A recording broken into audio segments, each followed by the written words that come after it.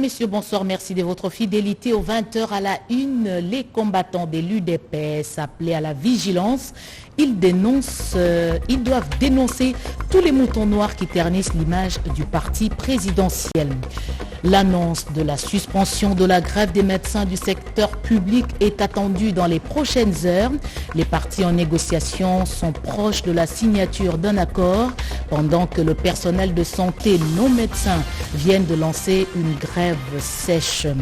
Près de 400 enseignants éligibles à la retraite vont quitter la profession. Le départ à la retraite a été lancé aujourd'hui à Kinshasa. Voilà tout pour le sommaire. Bienvenue à toutes et à tous. La République démocratique du Congo et les Émirats arabes unis décident de réchauffer les relations diplomatiques. Une délégation des Émirats a discuté de la question avec le président de la République démocratique du Congo, Félix-Antoine Tshisekedi Tshilombo. C'était autour des priorités de la coopération. Un groupe de 10 réunis autour du président de la République, Félix-Antoine Tshisekedi Tshilombo. Ces Émiratis, accompagnés du conseiller spécial du chef de l'État en matière de sécurité, François Beya, souhaitent établir une collaboration dans le domaine sécuritaire entre la République démocratique du Congo et leur pays, les Émirats arabes unis. Une coopération accrue pour faire face au terrorisme, a rassuré le major général Dr Ahmed Nasser Al-Raïssi, inspecteur général du ministère de l'Intérieur des Émirats arabes unis. Cette audience marque la volonté du chef de l'État ainsi que des autorités émiraties à renforcer les relations bilatérales entre les deux États et faire en sorte que la coopération dans tous les domaines, spécialement sécuritaires, puisse être au plus haut niveau. Pour votre information, les Émirats arabes unis et la RDC vont collaborer ensemble et voir comment ils peuvent mettre tout en œuvre pour terminer l'académie de police, entre autres. Ça, c'est un des projets. Et ils veulent aussi collaborer dans le domaine de la formation, d'échange d'informations. Ils veulent vraiment qu'il y ait des relations bilatérales. À en croire cet expert en technologie policière, gestion et coordination internationale de la lutte contre la criminalité, le président de la République a été très réceptif et soutient totalement ces initiatives.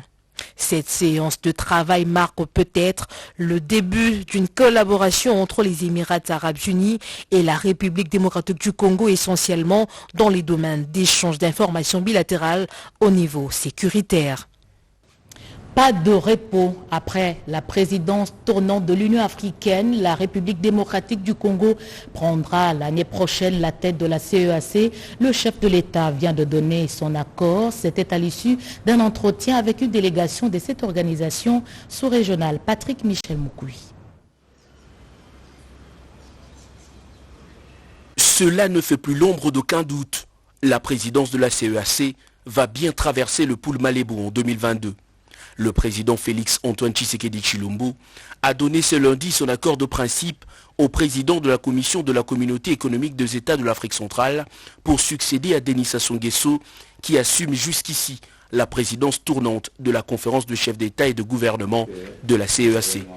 L'ambassadeur Gilberto da Piedad Verissimo, à la tête d'une délégation de cette organisation sous-régionale, a également évoqué avec le chef de l'État congolais la question d'une dernière décision qui doit compléter les 17 autres prises lors de la dernière conférence de chefs d'État et de gouvernement tenue le vendredi dernier par visioconférence.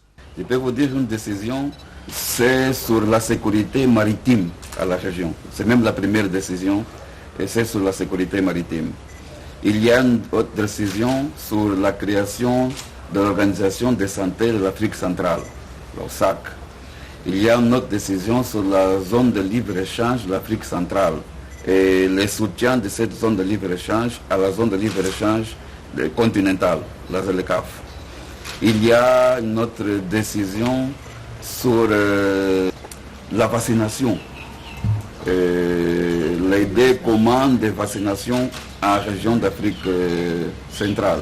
Après son mandat à la tête de l'Union africaine qui s'achève en 2021, la République démocratique du Congo va une fois de plus mesurer le poids de son nouveau leadership en Afrique à travers la CEAC. Créée en 1983, la Communauté économique des États de l'Afrique centrale est une organisation internationale qui vise le développement économique, social et culturel de l'Afrique en vue de la création de structures régionales pouvant progressivement aboutir à un marché commun. Puisqu'on parle de la CEAC, justement, cette organisation sous-régionale travaille beaucoup plus sur la paix, la sécurité du peuple et le développement. Ces thèmes ont constitué la matière centrale au cours des échanges avec le ministre de l'Intégration régionale, Vital Pagabita. La RDC est appelée à jouer un rôle de locomotive au sein de la CAC, Communauté économique des États d'Afrique centrale. Le président de cette organisation sous-régionale, Gilberto Dapiede, et le ministre de l'Intégration régionale, Didier Mazenga Mukanzu, ont longuement discuté des questions spécifiques de la RDC, de la paix, de la sécurité et du développement économique des États membres. La CAC est en bonne santé. Et en bonne santé parce que la CAC s'est réveillée. Elle était un peu dormant, mais elle s'est réveillée. Et on peut vous dire que depuis notre prise de fonction, on a déjà eu 4 conférences de chefs d'État. Ça montre vraiment le dynamisme de la CAC. Et il y a des difficultés, mais c'est normal. La vie, c'est vivre, c'est résoudre des difficultés. Et nous sommes là pour résoudre les difficultés. Nous avons le soutien des chefs d'État, tous les chefs d'État. On a eu la dernière conférence de chefs d'État, on a eu 7 chefs d'État présents et 4 ont été représentés. On a fait 8 réunions de ministres de février à juin 2021. On a fait 8 réunions de ministres et avec les 11 États présents. Donc la CAC est vivante. L'émissaire du secrétaire général de la CAC n'a pas manqué d'évoquer la tenue du sommet des chefs d'État de la CAC avant la fin de cette année. L'armée gagne l'ennemi sur la ligne de front. Une vingtaine d'éléments Codeco ont été maîtrisés. C'est le bilan de l'offensive dans le territoire de Djougou en Ituri. Joseph Oscar Mbalkaïch. Ils n'ont pas su résister à la puissance de feu des FARDC engagés sur la ligne de front en Ituri. Une vingtaine de miliciens Codeco ont été capturés par l'armée régulière dans les territoires de Djougou. Les blessés, eux, sont pris en charge par les unités médicales de cette zone. Explication du porte-parole des forces armées de la République en Ituri, le lieutenant Jules Ngongo. En plus de ces 3 ici, il y a au moins 18 blessés qui sont internés encore à l'hôpital pendant ces combats ici.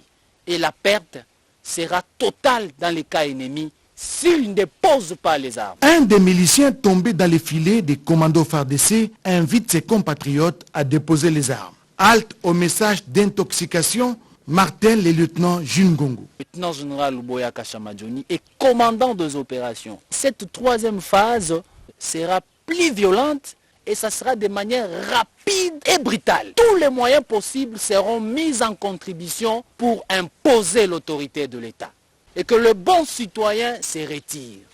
À la population d'accompagner les éléments de forces armées qui sont engagés dans les opérations et de cesser avec tout le message d'intoxication et de démoralisation de nos vaillants qui versent leur sang pour la cause noble qui est la paix.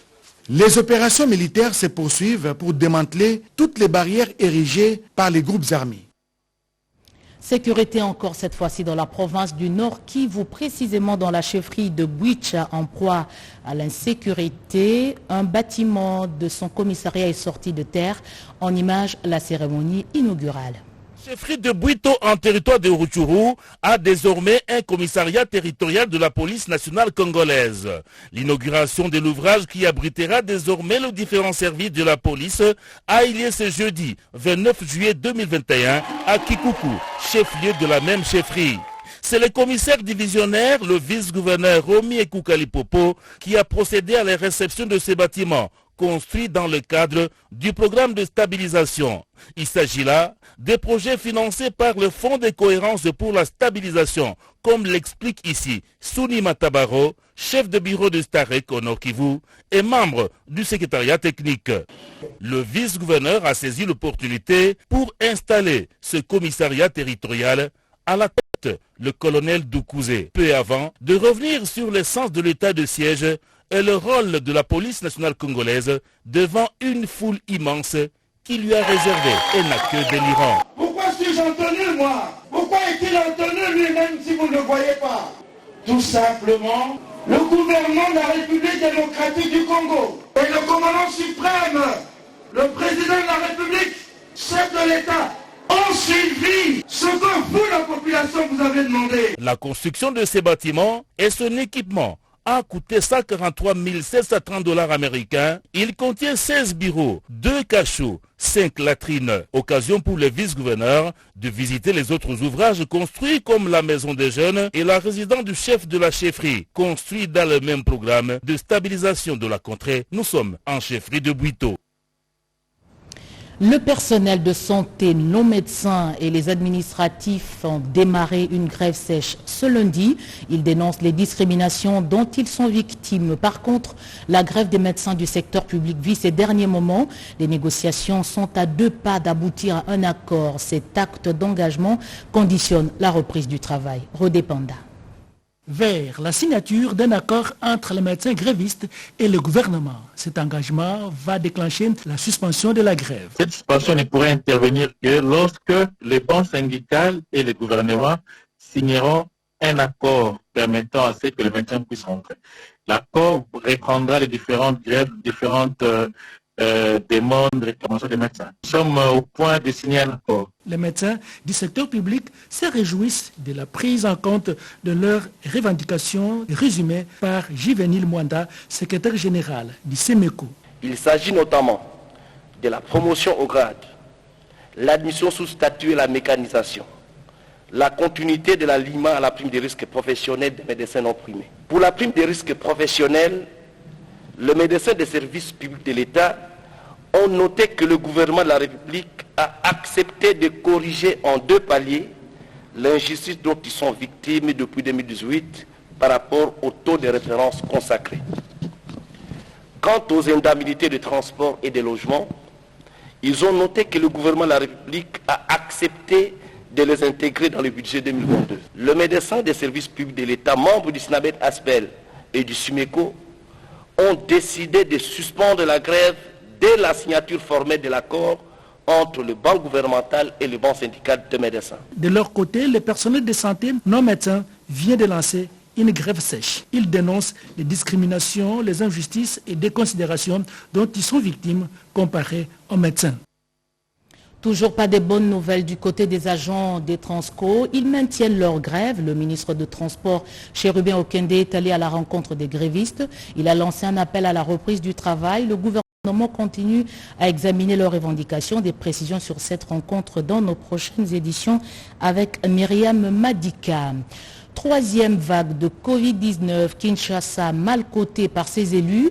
Pour les sénateurs, la gestion de la pandémie est quasi inexistante. Ils l'ont dit au président du Sénat, Sandra Nyangitabu, Gelor Kimpianga, reportage. Conduite par Didier Moumengi, président du groupe provincial de Kinshasa, la délégation des sénateurs a exprimé ses inquiétudes, notamment sur la gestion de la ville-province de Kinshasa. Les sages de la capitale lancent une alerte sur un danger d'implosion qui guette Kinshasa, dont la gouvernance est en panne, selon leurs propres termes. La question de la crise sanitaire due à la Covid-19 s'est également invitée aux échanges. Nous avons ensemble déploré le fait qu'on ne communique pas assez sur cette maladie, qu'on ne sensibilise pas assez notre population sur les dangers de cette maladie, alors que cette vague est de loin plus meurtrière que les autres. Tous les autres aspects, aussi bien de la gestion de la ville dans ses difficultés de transport, dans l'éducation des bases, dans tous les aspects, nous avons fait des propositions concrètes. Et notre soulagement, notre quasi-bonheur et la réaction de notre président qui a décidé cette fois-ci de nous accompagner avec vigueur pour que notre République sache que les sénateurs ont un rôle majeur dans la République. Signalons par ailleurs que le sénateur Mbadou Ambadou du groupe provincial du Congo central était aussi associé à cette rencontre pour parler des problèmes communs de ces deux provinces voisines. L'utilisation de fonds de péage de la nationale numéro 1 a fait partie des sujets évoqués au cours de cette séance de travail. Bientôt, les élus des élus vont effectuer des descentes sur terrain dans le cadre de leurs vacances parlementaires. Restons à Kinshasa. Il est possible de se passer des surgelés, de faire la promotion des produits locaux, procéder à une révolution dans nos habitudes alimentaires. La coopérative des pêcheurs et de commercialisation Copecop vient de lancer les ventes des poissons. C'était à Kinkole, Gédéon Mutombo. Commune de Lantsele, Kinkole, la cité des poissons. Grâce à la coopérative des pêcheurs et commercialisation des poissons, comme le gros bateau que vous voyez là, la vente s'organise. Les acheteurs ont un embarras de choix. Le président de la République est passé chez nous il y a 15 jours. Il a inauguré l'endroit. Il nous a donné une impulsion. On est dans la même vision que lui. La Copecop se lance dans la vente des poissons du fleuve Congo. Rompre avec la dépendance extérieure des produits surgelés et offrir à portée des mains des aliments locaux. À partir de leur prix convenu avec les pêcheurs, nous mettrons un petit pourcentage pour la Copecop. Et en revendant, nos pêcheurs bénéficieront et nous-mêmes aussi, et la population aussi. Les prix varient selon le poids. Le moins-disant est fixé à 8 000 francs congolais le kilo. Nous avons dans le projet pilote 50 pêcheurs. La coopérative des pêcheurs, c'est-à-dire encadrer les pêcheurs, les former, créer une assurance maladie pour eux. L'extension de la coopérative garantit l'écoulement des produits des pêcheurs et assure en même temps une alimentation de qualité aux ménages. C'est parti pour les conférences budgétaires pour 2022. Il s'agit des discussions pour construire le projet de loi de finances en tenant compte des besoins de chaque secteur. Riki Nzuzilo et Mayawel Hermé Bangando pour le point. Après le séminaire d'orientation, les parties prenantes, avec l'appui du COREF Profit Congo, se retrouvent en conférence budgétaire. Il reste cette ultime étape dans le processus budgétaire pour produire une préfiguration de la loi des finances, exercice 2022. Le chef de l'État, son Excellence M. Félix Antoine Tshisekedi Tshilombo, a fixé les domaines prioritaires sur lesquels le gouvernement mettra un accent particulier et que le budget de l'État devra refléter. Il s'agit notamment de la défense et la sécurité pour pacifier l'Est de notre pays, la justice, les institutions et l'administration publique en vue de promouvoir l'état de droit, la démocratie, la bonne gouvernance et la lutte contre la corruption et les crimes économiques. Avec la participation active de la société civile, le ministre d'État, ministre du Budget, Emeboji Sangara, qu'accompagnait le vice-ministre au budget, Maposo Élysée, a fait un bref aperçu sur les initiatives visant le renforcement de la gouvernance budgétaire. Il a souligné le passage imminent de la RDC à la budgétisation axée sur les résultats. Migration vers le budget programme d'ici à 2024. Pour amener le développement dans les 145 territoires que compte la RDC. L'innovation épinglée, c'est de faire examiner et adopter pour la première fois le cadre budgétaire moyen terme 2022-2024 en Conseil des ministres. Y a-t-il eu détournement ou pas des fonds publics à la RTNC? Eh bien, les inspecteurs de l'IGF sont dans nos murs depuis ce matin, lundi matin. C'est pour procéder au contrôle justement de la gestion des finances publiques. Luxon Kabbalah. Composée de 4 membres, dont une femme, la délégation de l'inspection générale des finances a été reçue par le directeur général ad intérim du média public audiovisuel, Freddy Moulumba, dans son cabinet de travail. L'ordre de mission adressé en date du 27 juillet 2021 par l'inspecteur général des finances chef des services, annonçant le début de la mission d'encadrement et de contrôle de gestion auprès de l'établissement public RTNC. Cette correspondance indique que tous les responsables des services compétents de la RTNC sont instruits de mettre à la disposition de l'IGF sur support électronique ou format papier les documents et renseignements au gré de la mission sur le terrain. Devoir d'honneur oblige, le directeur général AI de la RTNC, Freddy Moulumba, a levé l'option de médiatiser ce genre d'activité de l'IGF qui constitue une grande première pour le bonheur du peuple congolais. Pendant qu'on procède au contrôle des finances publiques, la RTNC remet à l'école ses agents. Après les journalistes, une nouvelle vague est allée se mesurer. Il s'agit des réalisateurs d'antennes et des émissions. La série de formations de mise à niveau de journalistes et techniciens de la radio-télévision nationale congolaise se poursuit. Après le présentateur du journal télévisé à la direction des infos TV, c'est le tour des réalisateurs d'antennes et des émissions. C'est à l'issue des 10 jours de formation que les récipiendaires ont reçu les attestations de main du directeur général ad intérim de la RTNC, Freddy Moulumba, qui n'a pas manqué d'encourager les participants à cette formation capitale pour l'amélioration de leurs prestations. Nous sommes un grand peuple, un grand pays, il faut aussi de grandes élites.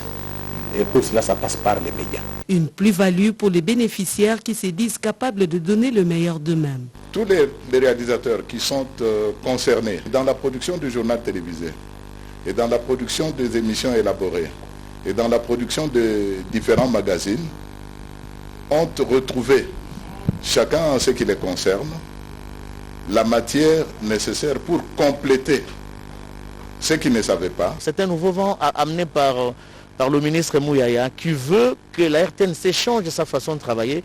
Nous étions obligés d'être recyclés.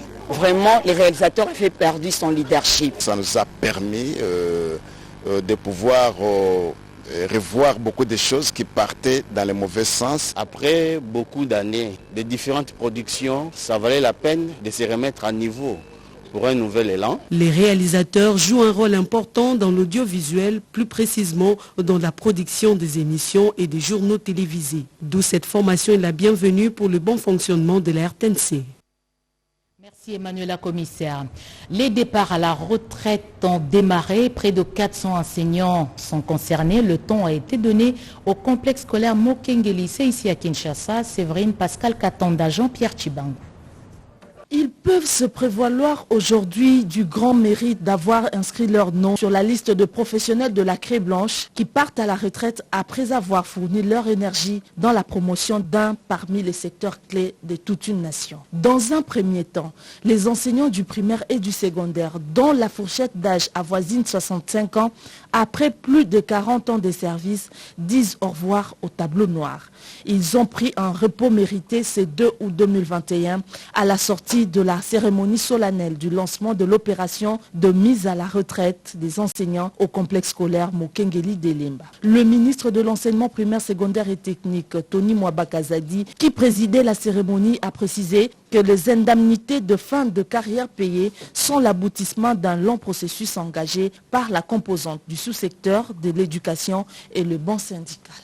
Le ministère de l'enseignement primaire, secondaire et technique va, sur fonds propres, procéder en ce jour à la mise à la retraite de la première cohorte de 60 enseignants du primaire de la ville de Kinshasa.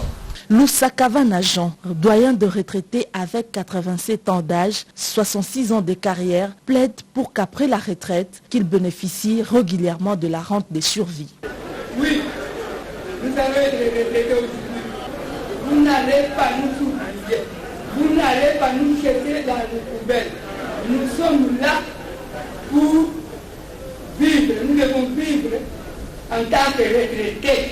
En plus d'une enveloppe assez consistante à chacun, les retraités ont bénéficié de cadeaux en guise de reconnaissance pour tant de loyaux services rendus au pays. Plus de justice pour Chamakwete Honoré, l'étudiant de l'Unikin tué par balle il y a quelques jours. Sa famille est allée solliciter l'implication du ministre de l'Enseignement supérieur et universitaire pour que la justice finalement arrive à mettre la main sur l'auteur de cet acte. Rien ne peut réparer ce qui est arrivé. Mais nous sommes dans un état de droit. Nous voulons voir la justice être appliquée dans toute sa rigueur. Ceci pourra soulager la famille et la communauté estudiantine. Ces propos sont ceux de Maurice Miema, représentant la famille de l'étudiant Chamakwete Honoré, fauché par une bavure policière.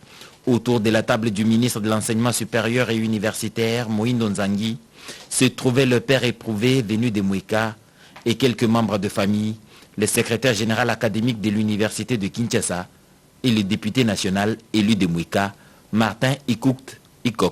Question d'organiser des obsèques dignes à ce citoyen dont la vie a été interrompue par un irresponsable. En droite ligne des recommandations du chef de l'État Félix-Antoine Tshisekedi, le ministre de l'Enseignement supérieur et universitaire est totalement impliqué jusqu'à l'enterrement de Chamakwete Honoré. Nous sommes affectés par cet événement douloureux et en deuxième lieu, nous souhaitions, nous la famille, que le procès se déroule vraiment avec célérité, de sorte qu'on puisse nous permettre de procéder à l'enterrement digne de notre fils. Les préparatifs vont bon train et sont suivis dans les moindres détails par la tutelle de l'enseignement supérieur et universitaire, incarnée par Moïndo Nzangi. Vol des ornements dans les églises catholiques au Kasaï oriental, l'évêque de Mbujimaï monte au créneau. Il appelle au respect du Saint-Sacrement. On l'écoute. Profaner les paroisses, les objets sacrés, ainsi que les lieux de culte, n'est-ce pas commettre un péché grave, un sacrilège, que dis-je, une profonde abomination? Je demande donc à toutes les autorités administratives, militaires, policières et coutumières, chacune en ce qui la concerne, de sécuriser et de protéger toutes nos églises paroissiales et tous leurs biens.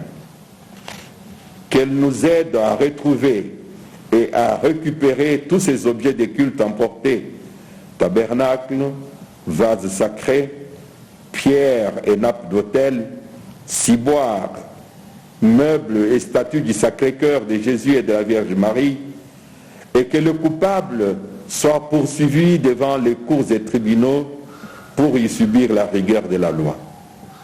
Dans l'attente de retrouver les objets sacrés volés, je recommande 1. D'appliquer scrupuleusement dans chaque paroisse des mesures arrêtées à cet effet et communiquées aux vicaires épiscopaux et aux doyens. 2. De dénoncer toutes les personnes soupçonnées, rechercher frénétiquement et retrouver nos objets sacrés volés. Quiconque mettra la main sur l'un d'eux ou verra un des objets de culte si haut cités est prié de nous tenir informés le plus vite possible.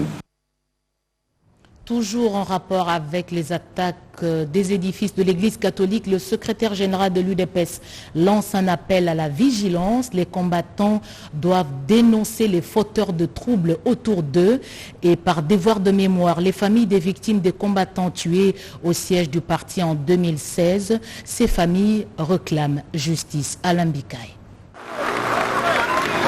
Une nuit sombre du 19 au 20 septembre 2016, la permanente de l'UDPS a connu une visite macabre d'un commando faisant 6 morts. De veuves et orphelins de ses victimes, profitant de la journée des parents, sont venus pour exiger que la justice soit faite et solliciter une prise en charge auprès du secrétaire général de l'UDPS, Augustin Kabouya. Les motocyclistes de l'ANAMO venus pour faire une déclaration de soutien au chef de l'État au siège du parti ont heureusement rencontré le chef du parti. Devant ces groupes, le secrétaire général du parti, qui a eu vent des attaques contre le centre Lindongué, a fustigé de la manière la plus ferme ce qu'il a appelé manipulation.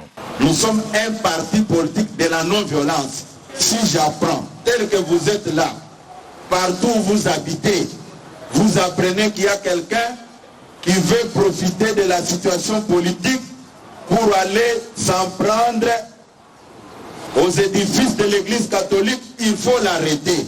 Beaucoup de membres de l'UDPS sont membres de l'Église catholique sur le plan spirituel.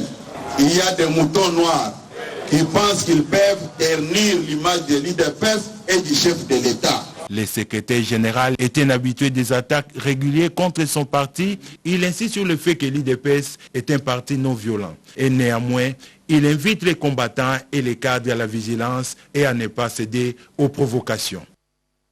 Une messe d'action de grâce pour rendre hommage aux victimes des atrocités de la part des groupes armés a été dite en la cathédrale Notre-Dame du Congo, une initiative de la plateforme politique Lamuka. Eurydice Kitutumodiri. Ils ne sont pas dans les oubliettes, les millions de Congolais victimes du génocide des années 90. À travers cette célébration eucharistique, les membres du directoire de Lamuka et les partisans de cette plateforme politique ont associé leurs prières pour que la justice divine soit faite aux victimes qui ont versé de leur sang. L'officiant du jour, l'abbé Camille Lessika, a loué l'initiative. Le 2 août de chaque année ne passera pas inaperçu. Une interpellation pour que le peuple congolais puisse se souvenir de ces morts, qu'ils sachent qu'ils ne sont pas seuls et que le sang versé réclame justice. Pour les organisateurs de cette journée commémorative, se basant sur le rapport Mapping, ils réclament l'interaction du tribunal pénal international pour la RDC. La justice élève une nation, c'est cette justice que réclame Lamuka. France, le journal, Madame, Monsieur, merci de l'avoir suivi à travers le monde. Je rappelle que le secrétaire général de l'UDPS demande aux combattants de ce parti présidentiel à dénoncer tous les moutons noirs qui ternissent l'image de ce parti politique. Les combattants sont appelés à la vigilance. Ça s'est fait attendre. L'annonce de la suspension de la grève de médecins du secteur public est attendue dans les heures qui suivent. Les partis en négociation sont proches d'aboutir à un accord. Pendant ces temps, on a appris aujourd'hui que le personnel de santé, nos médecins et les administratifs ont lancé une grève sèche. Les enseignants qui ont travaillé pendant plusieurs années, près de 400, sont éligibles à la retraite et vont quitter la profession avec honneur. Vous avez vu la cérémonie de départ à la retraite qui a été lancée à Kinshasa. C'était un plaisir d'avoir présenté cette édition d'information. Je vous retrouve avec la même vigueur demain 20h. Retrouvez à 23h Getty Omatuku. Bonsoir.